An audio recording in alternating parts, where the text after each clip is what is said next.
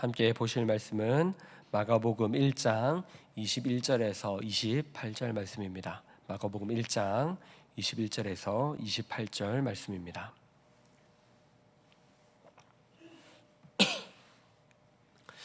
우리 함께 봉독하도록 하겠습니다. 그들이 가버나움에 들어가니라. 예수께서 곧 안식일에 회당에 들어가 가르치심에 뭇 사람이 그의 교훈에 놀라니 이는 그가 가르치시는 것이 권위 있는 자와 같고 서기관들과 같지 아니함일러라. 마침 그들의 회당에 더러운 귀신 들린 사람이 있어 소리 질러 이르되 나사렛 예수여, 우리가 당신과 무슨 상관이 있나이까? 우리를 멸하러 왔나이까? 나는 당신이 누구인 줄 아노니 하나님의 거룩한 자니이다. 예수께서 꾸짖어 이르시되 잠잠하고 그 사람에게서 나오라 하시니 더러운 귀신이 그 사람에게 경련을 일으키고 큰 소리를 지르며 나오는지라. 다 놀라 서로 물어 이르되 이는 어찌미냐? 권위 있는 새 교훈이로다. 더러운 귀신들에게 명한즉 순종하는도다 하더라. 예수의 소문이 곧 온 갈릴리 사방에 퍼지더라. 아멘. 오늘은 주님의 권세라는 제목으로 함께 오늘 말씀을 살펴보도록 하겠습니다. 마가는 예수님의 권세, 즉 자신의 제자들을 부르시는 권위를 이 본문 앞에서 이전 본문에서 설명하고 있었습니다. 주님께서 제자들을 부르실 때에 제자들은 그 주님의 말씀 앞에서 즉시 집과 자신의 일터를 버리고 따랐다는 설명을 하고 있습니다. 이 말씀을 통해서 주님은 세상의 주인인 동시에 제자들이 그 주님의 말씀의 권세를 느꼈고 그 말씀의 권세를 받았고 그리고 즉 곧바로 순종했다는 것을 마가는 말하고 있었습니다. 본문을 보면 이제 예수님은 제자들과 가버나움에 들어가셨고 곧이어 안식일을 맞아서 가버나움에서 회당으로 가셨습니다. 예수님은 그리고 회당에서 성경을 강론하셨습니다. 회당은 헬라어로 시나고게입니다. 이 회당은 이 공회당, 모이는 공회당을 말하는데요. 유다 왕국이 바벨론 제국에 의해서 멸망한 이후에 성전이 파괴되고 모든 유대인들이 사방으로 흩어지면서 생겨난 것입니다. 유대인들은 성전을 대체할 방법으로 이 회당이라는 것을 이루었습니다. 회당은 유대인들이 가는 곳마다 생겨났습니다. 유대인들은 회당에 모여서 오늘날 예배와 비슷한 형식의 의식을 드렸는데요. 기도, 찬양, 성경 봉독, 그리고 랍비나 성경을 강론할 수 있는 자격을 갖춘 사람이 말씀을 전하는 이런 식으로 순서들이 진행이 되었습니다. 예수님께서도 이렇게 회당에서 말씀을 전하실 때는 그러한 이미 예수님에 대한 소문이 점점 퍼지기 시작했고 그분이 말씀에 대한 가르침을 전하는 것에 대한 권위가 어느 정도 인정되고 있었다는 것을 미리 짐작해 볼 수 있는 것이죠. 그리고 예수님께서 이 회당에서 말씀을 전하실 때에 청중들은 그 말씀을 듣고 다 놀라게 되었던 것입니다.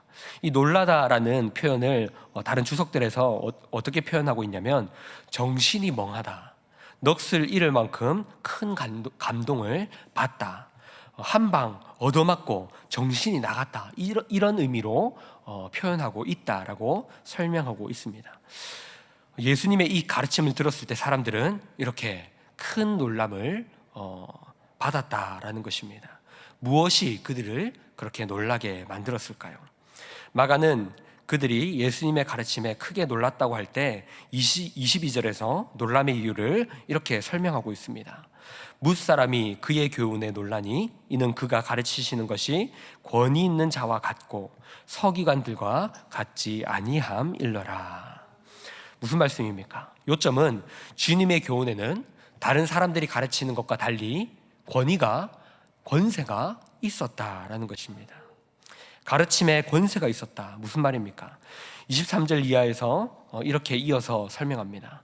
마침 그들의 회당에 더러운 귀신 들린 사람이 있어 소리질러 이르되 나사렛 예수여, 우리가 당신과 무슨 상관이 있나이까? 우리를 멸하러 왔나이까?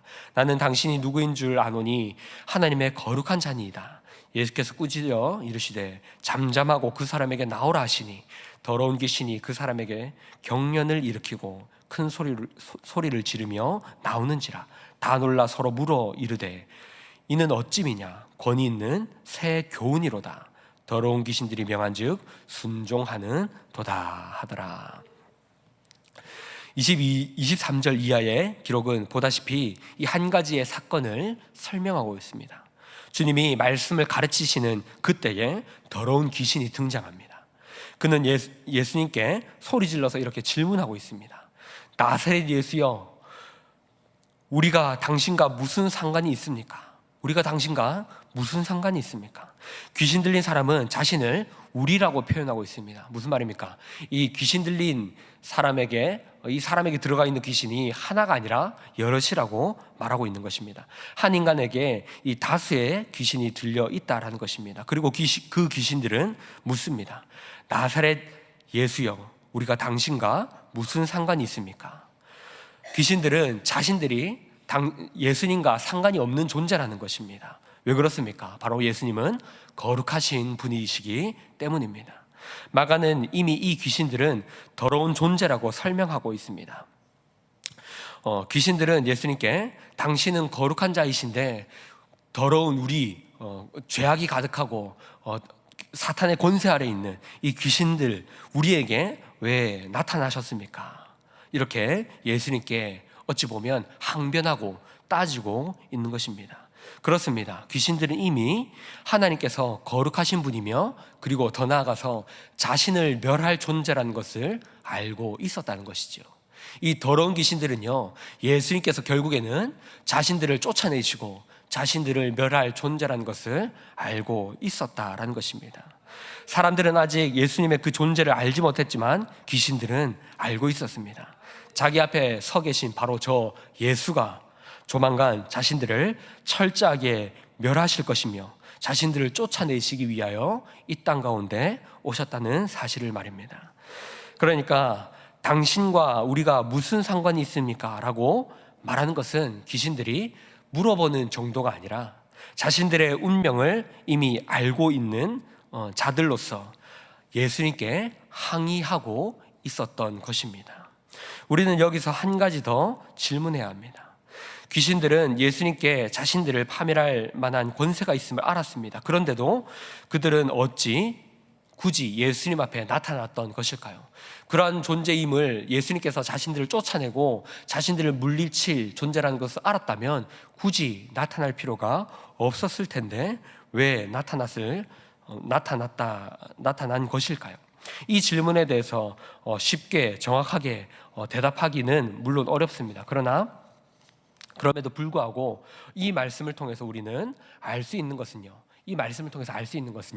주님이 자신이 권세를 드러내고자 하셨다는 것입니다. 주님이 이 사건을 통해서 자신의 권세를 드러내고자 하셨다는 것입니다. 마가는 이 이상한 상황을, 이상한 장면을 기록하고 있습니다. 의도적으로 기록하고 있는 것입니다. 성경은 모든 사건을 기록하고 있는 것이 아닙니다. 특별히 주님의 이 사건을 통해서 주님의 성품과 주님의 무언가를 드러내려고 기록하고 있는 것입니다. 오늘 말씀도 마찬가지로 이 말씀은 바로 귀신조차도 복종하고 귀신조차도 다스리시는 그 주님의 권세를 드러내기 위해서 마가는 이 말씀을 기록하고 있는 것입니다. 이 말씀을 들으면서 사람들은 서기관 같은 다른 부류와는 확연하게 다른 권세를 느낄 수 있었던 것이지요. 그 권세는 귀신을 제어하고 귀신을 다스리는 권세다라는 것입니다. 뿐만 아니라 예수님의 말씀은 성경 말씀을 해석하는 데 그치지 않았습니다. 오늘 말씀처럼 이렇게 능력이 나타나는 권세였습니다. 다른 많은 서기관들은 이 말씀을 해석하고 이 말씀을 이런 것이다, 하나님의 이러한 뜻이다, 이렇게 해석하는 데 그쳤지만 주님의 말씀은 그 말씀하는 그 즉시 능력이 나타났다라는 것입니다. 누가복음 4장 36절에서 이렇게 말합니다. 다 놀라 서로 말하되 이르되 이 어떠한 말씀인고 권위와 능력으로 더러운 귀신을 명하며 나가는도다 하더라. 권위와 능력으로 더러운 귀신을 명하며 나갔다라고 누가는 기록하고 있습니다. 하나님의 말씀은 능력이 있습니다. 우리 주님의 말씀은 단순히 말씀을 가르쳐 주셨던 그 말씀에 그치는 것이 아니라 하나님의 권세, 주님의 권세가 그 말씀을 선포하실 때 즉시 나타났다라는 것입니다. 창세기 1장에서도 하나님의 말씀에는 권세가 있습니다. 그 말씀에는 능력이 있습니다. 하나님이 무엇을 말씀하시자 그 말씀은 바로 창조의 능력으로 나타났습니다. 땅이 있으라라고 말씀하시니 곧바로 땅이 생겨납니다. 바다가 있으라라고 말씀하시니 바다가 존재합니다. 빛이 있으라라고 말씀하시니 빛이 생겨나게 됩니다. 마찬가지로 귀신에게 나가라라고 말씀하시니 귀신은 그 말씀의 권세에 복종하여서 곧바로 나갈 수밖에 없었던 것입니다. 이것이 바로 주님의 권세입니다. 이것이 바로 주님의 말씀에 있는 능력인 것이죠. 이 때문에 사도 바울은 데살로니가 전서 1장 5절에서 이렇게 말합니다. 이는 우리 복음이 너희에게 말로만 이른 것이 아니라 또한 능력과 성령과 큰 확신으로 된 것임이라. 우리가 너희 가운데에 너희를 위하여 어떤 사람이 된 것은 너희가 아는 바와 같으니라. 무슨 말씀입니까? 하나님의 능력으로 말하고 있다. 단순히 말로만 이르는 것이 아니라 이 말씀, 하나님의 복음을 전하는 이 가운데에는 주님의 능력, 하나님의 능력이 있다라는 것을 사도 바울은 전하고 있는 것입니다. 요약하자면 마가는 지금 계속해서 예수님의 권위를 말하고 있는 것입니다. 이 성경의 본문에서 우리가 받아야 할 교훈은 첫 번째로 주님의 권위가 드러나고 있다는 것입니다. 마가는 그것을 의도적으로 지금 밝히고 있는 것이죠.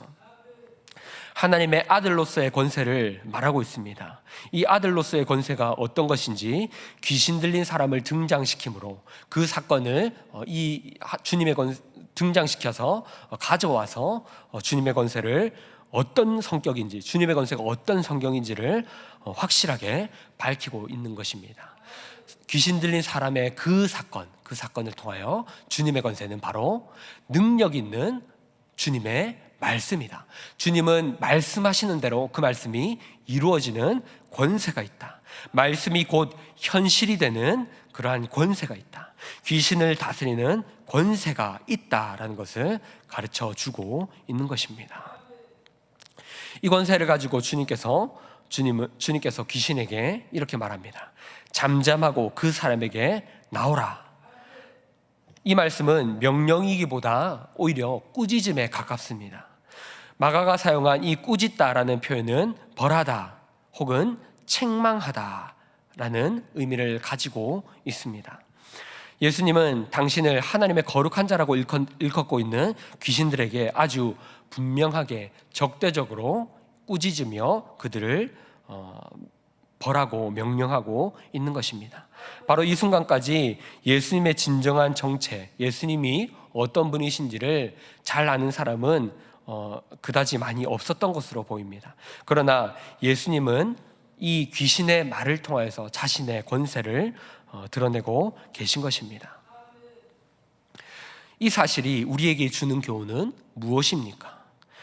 믿지 않는 사람들도 성경을 보면서 바로 하나님의 아들이라고 고백할 수 있다는 것입니다. 귀신들도 그 주님을 하나님의 아들로 믿고 따르는 것이 아닙니다. 귀신들은 결국 어떻게 될 존재입니까? 그들은 심판받을 존재입니다. 하지만 심판받고 벌받을 그 존재들도 주님을 뭐라고 고백하고 있습니까? 하나님의 아들이라고 말할 수는 있는 것입니다. 물론 우리도 예수님을 주님이라고 고백할 수 있습니다. 그러나 예수님은 그 고백 앞에 어떻게 고백하느냐, 말을 하느냐 안 하느냐, 그것을 중요하게 여기시는 것이 아니라 바로 그 사람의 중심을 중요하게 여기신다라는 것입니다. 말로 고백했다라고 해서 하나님이 그 모든 고백을 인정하고 그리고 그 고백을 받아주시는 것이 아니라 어떤 자세로 그리고 어떤 인격으로 고백하고 있는지, 그것이 중요하다라는 것입니다. 다시 말해서 그 사람의 그 고백의 중심을 보시며 그 사람의 진심을 보신다라는 것입니다. 주님은 나의 구원자이시오, 주님은 하나님의 아들이십니다. 이 고백에 있어서 중요한 것은 우리의 중심입니다. 이러한 고백이 단순히 우리를 구원하는 주문이 되는 것이 아닙니다. 지나가는 사람에게 저기요, 한 번만 저를 따라 해보시겠습니까? 예수님은 나를 구원하셨습니다. 예수님은 나의 구원자이십니다. 이렇게 고백을 하게 만든다고 해서 그 사람이 구원을 받거나 그 사람이 하나님의 백성이 되는 것이 아니다라는 것입니다. 이 말씀을 통해서 우리가 알 수 있는 중요한 교훈은 우리의 고백에 중심이 담겨야 하고 우리의 고백에 우리의 진심이 담겨야 한다라는 것입니다. 이 교훈 가운데 우리는 중요한 도전과 그리고 경고의 말씀을 받을 수 있습니다. 중요한 도전은 무엇입니까? 우리가 어떤 상황 가운데서도 주님은 우리의 중심을 보고 계신다는 것입니다. 우리의 상황이 어떠하든지 하나님은 외적인 것을 보지 않으시고 우리의 상황을 보지 않으시고 우리의 중심만을 보고 계신다는 것입니다. 이것은 우리에게 중요한 도전과 큰 기쁨이 됩니다. 하나님 앞에 우리의 중심을 올려드리며 우리의 마음을 다하여서 하나님 앞에, 하나님은 나의 구원자이십니다. 주님은 나의 구원자이십니다. 하나님이 나의 전부이십니다. 이러한 고백을 드릴 때에 하나님은 그 고백을 기뻐 받아 주신다는 것입니다. 또한 이 말씀은 큰 경고의 말씀이 됩니다. 왜냐하면 아무리 우리가 외적으로 보기에 멋있는 고백을 하나님 앞에 드린다 할지라도 그 고백의 중심에 우리의 마음이 담겨 있지 않다면 하나님은 그 고백을 받지 않으신다라는 것이기 때문입니다. 이 말씀을 통해서 우리는 우리의 고백이 더욱더 진지해져야 한다는 것을 알 수 있습니다. 사랑하는 성도 여러분, 날마다 하나님 앞에 드리는 우리의 고백이 우리는 더욱더 진지해져야 합니다. 감정적으로 치우치는 그러한 고백을 날마다 드려서는 안 됩니다. 하나님께 고백을 드릴 때에 우리의 고백이 진지해질 수 있도록 우리는 날마다 우리의 모습을 돌아보며 진지한 고백을 드릴 수 있도록 노력해야 합니다. 인간의 생각은 짧기 때문에 이렇게 저렇게 흔들릴 수 있습니다. 그러나 우리는 이 고백이 변하지 않도록 날마다 우리의 모습을 돌아보아야 합니다. 하나님의 뜻은 변하지 않습니다.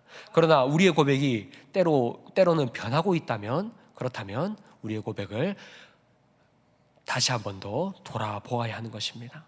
하나님이 변하지 않는 분이시기 때문에, 변덕스럽지 않는 분이시기 때문에 우리의 고백도 그분을 닮아서 변하지 않아야 합니다. 상황에 따라서 우리의 고백이 변하지 않아야 합니다.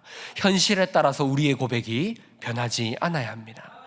믿음은 하나님을 닮아가는 것입니다. 완전한 하나님을 닮아가도록 노력하는 것, 닮고 싶어 하는 것, 그것이 믿음입니다. 우리의 고백도 하나님의 성품을 닮아서 변덕스럽지 않아야 하는 것입니다. 하나님은 이랬다 저랬다 변하시는 분이 아니십니다. 그러므로 우리도 그 하나님을 따라서 우리의 고백이 날마다 진지해져야 하며 하나님의 그 변덕스럽지 않은 성품을 닮아야 하는 것입니다. 주님의 고백은 변하지 않았습니다. 주님의 고백에는 권세가 있었습니다. 주님이 고백하시면 그대로 이루어졌습니다. 주님의 고백에는 능력이 있었습니다. 주님을 닮은 우리의 고백에도 그러한 권세가 생겨야 하며 변덕스럽지 않고 변하지 않아야 하는 것입니다. 주님은 말씀하시면 그것이 곧 현실이 되었습니다. 주님이 선포하시면 그것은 곧 이루어졌습니다. 세상 사람들은 그 주님의 권세를 보고 예수님이 하나님의 아들이심을 깨닫게 되는 것입니다.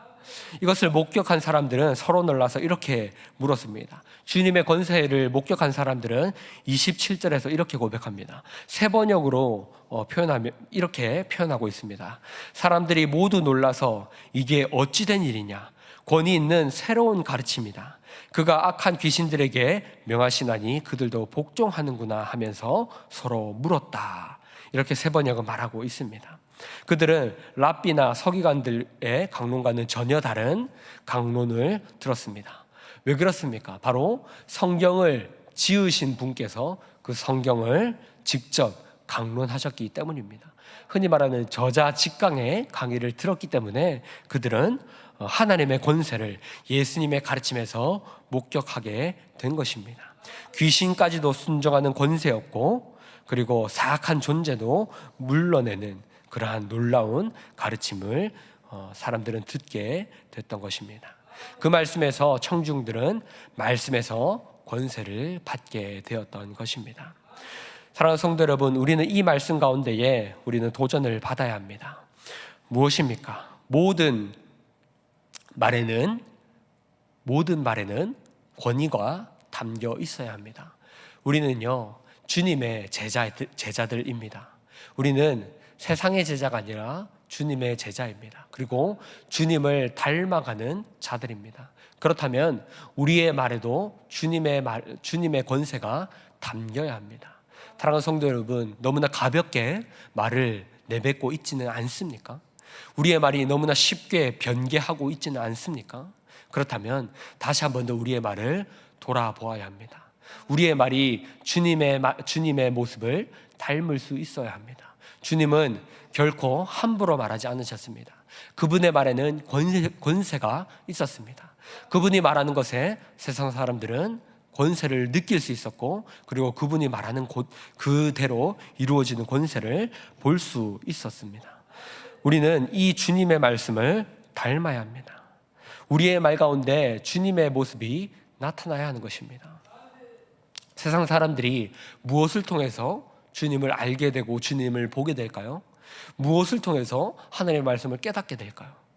그들이 갑자기 성경을 보아야겠다, 그래서 성경을 펴고 성경을 읽으면서 주님을 깨닫게 됩니까? 그렇지 않습니다. 그들은 바로 주님을 닮아가는 자들, 주님의 제자들, 바로 우리를 통하여서, 더 나아가 더 정확히 말해서 우리의 말을 통하여서 주님을 보게 되는 것입니다. 주님의 제자들의 말, 그리스도인들의 말을 통하여서 주님이 어떤 분인지를 알게 되고, 더 나아가서 주님을 보게 되는 것입니다. 그러므로 우리는 이 말의 권세가 있어야 합니다. 우리의 말에 우리가 어떤 말을 하든지 권세가 있다는 것이 아닙니다. 우리의 말이 주님의 말을 닮아가야 한다는 것입니다. 주님이 하신 그 말씀이 우리의 입술 가운데 나타나야 그것이 권세가 되는 것입니다. 이것은 단순히 주문을 말하는 것이 아닙니다. 내가 성경의 말씀을 외쳤다라고 해서 내 말에 능력이 생기는 것이 아닙니다. 바로 우리의 말하는 그 중심, 우리의 인격이 주님을 닮아가야 하고, 우리의 성품이 주님을 닮아가야 하고, 그리고 우리의 말이 주님의 사랑이 담겨야 하는 것입니다. 세상 사람들은 예수님의 성품이 우리의 말을 통해서 드러날 때 주님을 보게 되는 것입니다. 예수님을 믿는 자들, 저들이 말하는 것에 참으로 권위가 있구나, 참으로 사랑이 가득하구나, 이것을 느낄 수 있어야 하는 것입니다. 그것은 어떻게 가능한 것입니까? 우리의 말에 주님의 성품이 나타나고, 주님의 인격이 우리의 말 가운데 나타나야 하는 것입니다. 그러므로 사랑하는 성도 여러분, 철저히 나의 모습이 사라지고 주님의 인격이 내 가운데 자리 잡아야 합니다. 나의 성품이 사라지고 주님의 성품이 내 가운데 자리 잡아야 합니다. 우리는 날마다 그것을 위하여 기도해야 합니다. 성령 하나님, 나에게 주님의 권세가 임할 수 있도록 내 인격이 주님의 인격을 닮아가게 하소서. 말씀을 들을수록 우리는 이러한 결단이 생겨나야 하는 것입니다. 사랑하는 성도 여러분, 돌아가셔서 만약에 말씀을 듣고 나의 삶으로 돌아가실 때마다 변하는 것이 없습니까? 돌아가셔서 여전히 똑같은 삶을 사십니까? 그렇다면 무언가 문제가 있는 것입니다. 오늘 말씀을 듣고 여러분 마음 가운데 불편함이 있어도 좋습니다. 여러분 마음 가운데 불편함, 내가 이전과 같이 살아가는 그 삶 가운데 불편함이 생겨도 좋습니다. 들은 말씀 가운데 나의 삶 가운데 어느 무언가가 나를 계속 괴롭히는 그 가시 같은 것이 있다면 그것이 여러분을 계속해서 괴롭혀도 좋습니다. 그것은 성령님께서 주시는, 여러분에게 계속해서 변화시키기 위하여 주시는, 바로 성령님께서 주시는 말씀인 것이죠. 우리는 주님께서 원하신다면 어떤 것이든지 반드시 고칠 수 있어야 합니다. 하나님의 권세는 바로 나의 이러한 쓴뿌리들, 나의 이러한 가시 같은 존재들, 이런 것이 변하는 것이 권세입니다. 다른 사람들이 나를 바라볼 때에 특별하게 바라보는 것, 나를 위대한 사람으로 바라보는 것, 이런 것이 권세가 아닙니다. 바로 나의 작은 부분들이 하나님을 닮아가는 것, 나의 조그만 부분들이, 나의 쓴뿌리들이 주님을 닮아서 조금씩 변해가는 것, 그것이 하나님의 권세입니다. 그렇게 변해가는 사람들의 모습을 통하여서 하나님은 하나님의 나라를 더욱더 아름답게 세워가십니다. 그리고 그 사람들을 통해서 세상에 하나님의 모습을 드러내는 것입니다. 교회를 오가면서 교인의 행세를 하는 것, 교인 흉내를 내는 것, 그것은 하나님이 기뻐하지 않는 것입니다. 우리는 신자라는 이름으로 세상 가운데 나아가서 그냥 겉모습만 그렇게 살아가서는 안 됩니다. 우리는 신자라는 이름으로 신자다워지기 위하여 기도하며 하나님께 간구해야 합니다. 겉모습만 교인의 모습으로 살아가고 마당만 밟고 돌아가는 사람을 바울의 표현에 의하면 이렇게 말하고 있습니다. 경건의 모양은 있으나 경건의 능력을 부인하는 사람. 우리는 이런 사람이 되지 않아야 할 것입니다. 말씀을 정리하겠습니다. 사랑하는 성도 여러분, 오늘 말씀은 주님의 권세를 드러내고 있습니다. 주님의 권세는 그 말씀이 하나님의 권세가 담겨 있었고, 그리고 그 말한 대로 이루어지는 권세가 오늘 말씀을 통하여 드러났습니다. 우리도 이 주님의 권세를 닮아가야 합니다. 이것은 우리의 말이 변개하지 않아야 한다는 것이며, 우리의 말이 주님을 닮아가야 한다는 것입니다.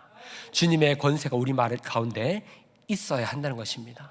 날마다 우리의 말을 돌아봅시다. 우리의 말이 주님을 닮아가는지, 우리의 말 가운데 주님을 닮은 말이 나오고 있는지, 혹시나 말이 이렇게 저렇게 상황에 따라 내 말이 변하고 있지는 않는지 우리의 말을 돌아봅시다. 그리하여서 우리의 말이 주님의 권세를 닮을 수 있도록 기도하며 성령님의 능력을 간구하시는 저 여러분이 될 수 있기를 주님의 이름으로 축복합니다. 오늘도 각자의 자리로 돌아가서 이 주님의 말씀을 생각하며 주님의 말을 닮아가는 저 여러분이 될 수 있기를 다시 한 번 더 주님의 이름으로 축복합니다. 우리 들으신 말씀을 생각하면서 함께 찬송하겠습니다. 찬송가